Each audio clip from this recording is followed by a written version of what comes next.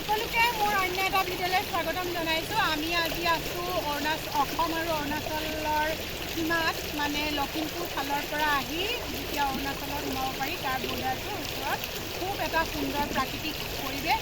ইমান ধুনীয়া, এইটো এটা ঝৰ্ণা ওপৰৰ পৰা আহিছে আৰু এইখিনি পানীখিনি একদম শীতল। তাকে আপোনালোকে এই ঠাইলৈ আহি তাৰ আশে পাশে পৰিৱেশটো আপোনালোকক দেখুৱাব খুজিছোঁ। আশা কৰোঁ সকলোৱে ভিডিঅ'টো ভাল পাব আৰু শেষলৈকে চাব। অসমৰ পৰা অৰুণাচল প্ৰদেশত সোমাবলৈ বহুতো ৰাস্তা আছে। আমি আজি হাৰমতিৰ পৰা মানে লখিমপুৰ হৈ হাৰমতি, তাৰপাছত গুমটোলৈ যাম। সেই গুমটো গেটলৈকে হাৰমতিৰ পৰা দূৰত্ব হ'ব প্ৰায় 17 কিলোমিটাৰ আৰু আমাক আহোঁতে লাগিছিল আধা ঘণ্টামান সময়। এয়া আমি গুমটোলৈ আহি থকা পথছোৱা।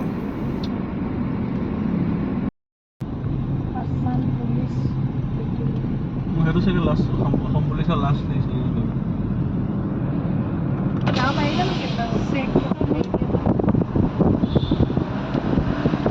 নহয় নহয়, আগত আছে।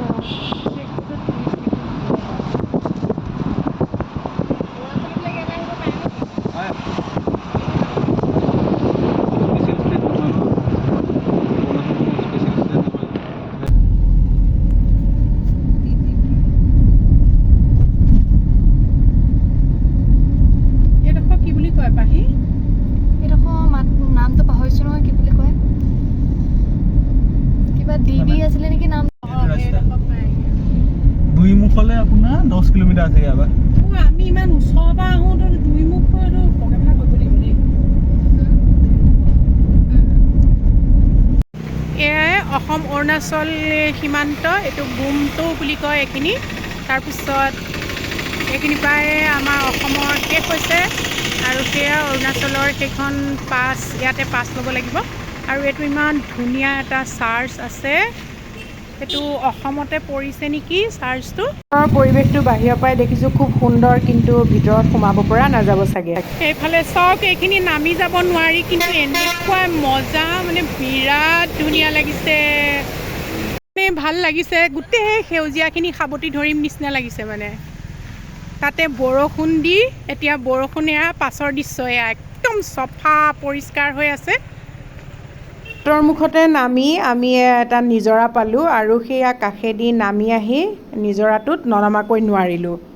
সোঁত কিন্তু বহুত বেছি, সেইকাৰণে আমি ইজনীয়ে সিজনীক ধৰিহে খোজকাঢ়িব পাৰিছোঁ। কেনেকুৱা ধুনীয়া পানী।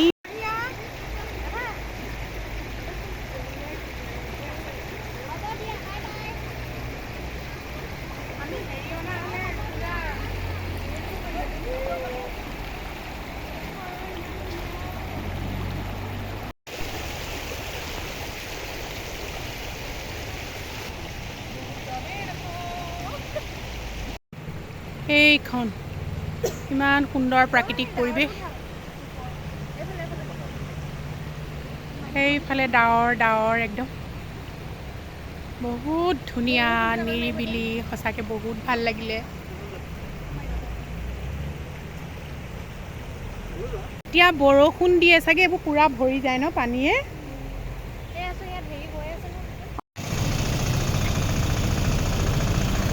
আৰু এইখিনিতে সৰু সৰু দোকানবোৰ আছে। এইখিনিৰ পৰা এতিয়া আমি ওলাই যাওঁ, তাৰপাছত আৰু অলপ আগলৈ অকণমান ধুনীয়া ঠাই আছে, সেইখিনি আপোনালোকক দেখুৱাওঁ। এইখিনি ঠাইতে গাড়ীখন ৰাখি আকৌ এটা নিজৰা পালোঁ, তালৈ নামি আহিলোঁ। এয়া শিলেৰে দুয়োপাৰ উপচি আছে। এইবোৰতো পানী হ'লে পূৰা ওপৰলৈকে উঠি যায় ন। এতিয়া বৰষুণ নাই কাৰণেহে সেইখিনি পূৰা হয় ন। সেইফালে দেখুৱাই দিছোঁ দেই, খহিব চাবি। পূৰা কাৰেণ্টটো আছে দেই। দ নামিব নোৱাৰি।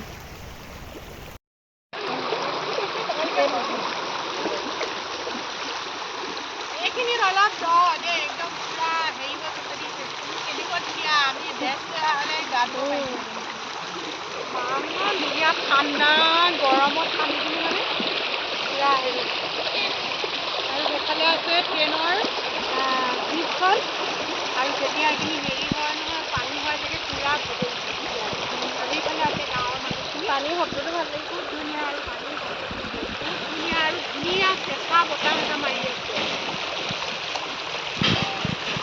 ফটো এটা মাৰি বোলে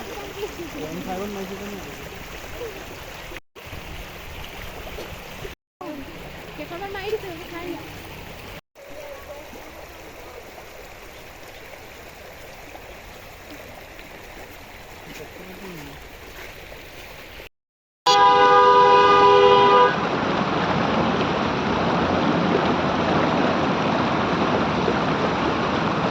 অলপ আগলৈ আহি আৰু এটা নিজৰা পালোঁ, সেইটোতো নামিহে এৰিলোঁ। এইডোখৰ ঝৰ্ণা এটা মই নাজানো নহয়, ইমান এইফালে নাহো নহয়। এইফালে এইবোৰ কোঁৱৰ ৰাস্তাৰ কাষে কাষে একদম ডাব, নাৰিকল, তাৰপিছত হেৰি এইটো কি কঁঠাল, যিবোৰ মানে পাহাৰত হেৰি হয় সেইখিনি একদম আপোনালোকে যি বিচাৰে চব পাব। আমি ঘূৰি আহোঁতে অকণমান সন্ধিয়া হৈছে, সেইকাৰণে অকণমান আন্ধাৰ আন্ধাৰ আহিছে ফটোখিনি। সেইখিনি চাগে দিনতো আন্ধাৰ নিচিনাই লাগে। বহুত হাতী ওলাই বোলে, য'তে ত'তে এলিফেণ্ট কৰিডৰ লিখা আছে, গতিকে বেছি দেৰিলৈকে মানে ইয়াত থাকিব নোৱাৰি আৰু। জংঘল নহয়। আমাৰ আগত যদি হাতী এটা ওলাই দিয়ে কি কৰিবি তেতিয়া?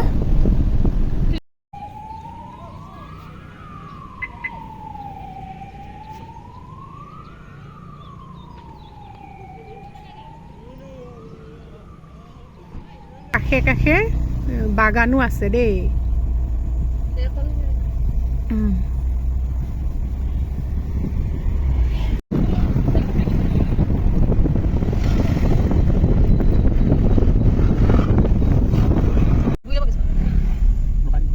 মই ধুনকণ আছে আমাৰ ড্ৰাইভাৰ, তাৰপিছত ৰাজশ্ৰী আৰু এয়া পাহি, আমি চাৰিজনীয়ে আজি আহি অৰুণাচলৰ একদম প্ৰাকৃতিক সৌন্দৰ্য উপভোগ কৰিলোঁ। খুব ভাল লাগিলে সঁচাকৈ। ইমান ওচৰতে সদায় বাইদেউ ঘৰলৈ আহোঁ, কিন্তু ইমান ওচৰতে ইমান ধুনীয়া এটা পৰিৱেশ ভবাই নাছিলোঁ। আজি ওলাই আহি দেখিলোঁ, ইমান ভাল লাগিলে। মুঠতে আপোনালোকক কেনেকৈ বৰ্ণনা কৰিম।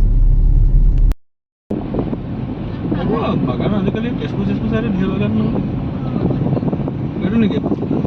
অকণমান আগত আবেলি সময়খিনি গোটেইকেইটা ওলাই আহি এনেকৈ প্ৰায় এঘণ্টামান সময় প্ৰাকৃতিক সৌন্দৰ্য উপভোগ কৰিলোঁ। অতি মনোৰম, বহুত ভাল লগা। যিসকলে ইয়ালৈ অহা নাই তেখেতসকলে ইয়ালৈ আহি ইয়াৰ প্ৰাকৃতিক সৌন্দৰ্য উপভোগ কৰিব পাৰিব। বহুত ভাল লগা। খৰালি দিনত চাগে আৰু বেছি মনোৰম হয়। গতিকে এতিয়া আমাৰ এয়া উভতনি যাত্ৰা। আজি এই ভাল লগা ভিডিঅ'টো আপোনালোকৰ মাজত শ্বেয়াৰ কৰিলোঁ। যদি ভাল লাগিলে তেতিয়াহ'লে লাইক, কমেণ্ট আৰু শ্বেয়াৰ কৰিব। আপুনি যদি মোৰ চেনেললৈ নতুনকৈ আহিছে প্লিজ চেনেলটো ছাবস্ক্ৰাইব কৰিব। পুনৰ এটা নতুন ভিডিঅ'লৈ আপোনালোকৰ মাজলৈ আহিম। আজিলৈ সামৰোঁ। ধন্যবাদ।